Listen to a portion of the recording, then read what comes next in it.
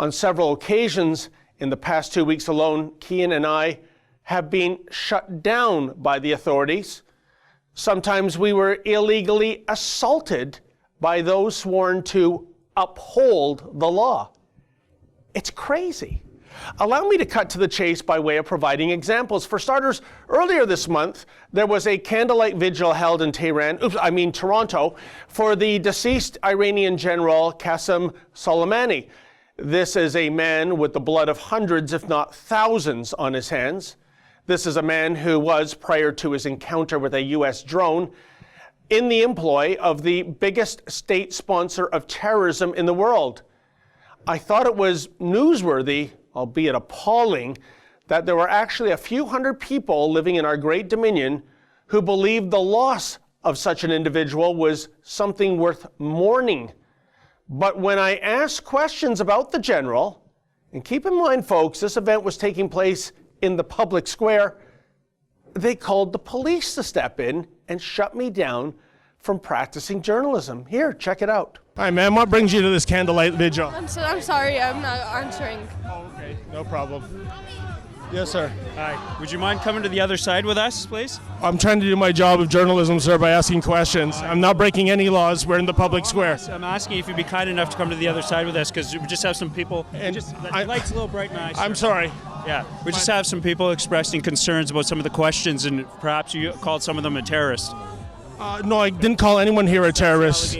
Absolutely not. I've got everything on film. Yeah, no, I just asked you to be kind enough just come to the other side for a few moments. Okay, but I don't understand why I'm in a public place, sir. Yeah, no, I'm Are we under Canadian law or Sharia law? just asking you. Okay, and I'm politely declining because I have no obligation to do that. So, if I hear any more complaints about using the word terrorism, I'm going to be back here, okay? So I can't call a terrorist a terrorist? You're not in this sort of environment. No, you can't, okay? Because that's going to incite a breach of the peace, and that is Canadian law. Am I clear? If I was to call Osama bin Laden a terrorist, that would be against... Please, am I clear? I know you're not clear, sir. I can't call Osama bin Laden...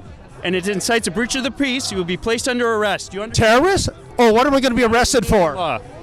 What am I going to be arrested for, sir? Breach of the peace. Breach of the peace for performing journalism. If I hear that again, I'm going to be right back. So I can't call Osama bin Laden a terrorist. Is that what you're saying, officer? Listen to me. Okay. Listen to me. Was Osama bin Laden a terrorist? Over here? No, I don't. Okay, if I hear another word like that, you're coming with us. Okay, two things. If simple questions make certain people act violently, is it not the role of law enforcement to crack down on those individuals defaulting to the sticks and stones mode? Or is that maybe too much heavy lifting? But the subtext here is that, according to the Toronto Police Service, if the mob merely implies that it will act violently if and when it is asked certain queries, well then, the cops must shut down the questions of a journalist, not the impending violence of the mob. Secondly, there is the double standard at play here. I can't call bona fide terrorists, but look at this guy's sign.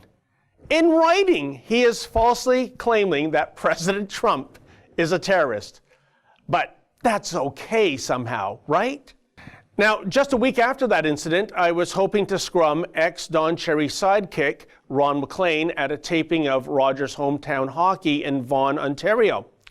The news peg for this hoped-for Q&A was that new numbers from Numeris indicate that since Coach's Corner was axed, ratings from Hockey Night in Canada have plummeted. So I wanted to ask the suddenly woke hockey commentator slash backstabber about that.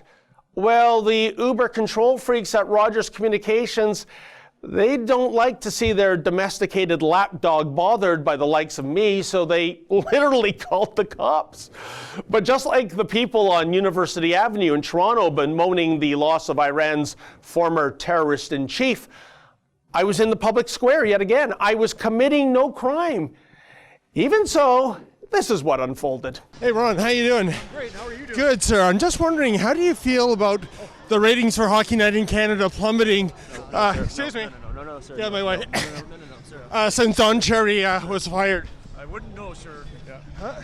Excuse me. Sir, I'm in a public place. No, those questions, sir. Ron, why did you throw Ron under the bus? Excuse me. I'm in a public place. What are you? Hey, Do not hit me. what are you doing? You just hit me. I didn't You just hit me. I'm trying to get around you. You're holding me back. I'm trying to do my job. No, you're not trying to do your job. You're trying I'm in to a interfere public place, Yes, officer. you're not allowed to hit me like that. I didn't hit you. I've got it on camera. Okay? Perfect. Are you guys kidding It's me? called criminal harassment. This That's is what it assault. It's called criminal harassment. It's What you're doing. So I'm practicing cautioning you to journalism. stop. This is not journalism. Do you have a journalism pass to be here? Huh? Yes, I do. I have press credentials. No, you don't. See, that's a lie. I'm in a public place. What is this? Are you guys kidding me? No, we're not. No, this is a private event. I'm on a public street, officer. You're right. That's a private event. He has a private sector here. This is incredible, folks. I got 3 York Regional cops. Sorry. From the event, because we don't want it out there. Are you kidding me? Okay, stop. Are you kidding me? No, we're not kidding you. Huh? We're not kidding you. This is forcible confinement. No, it's not forcible confinement. It is. You're holding me back.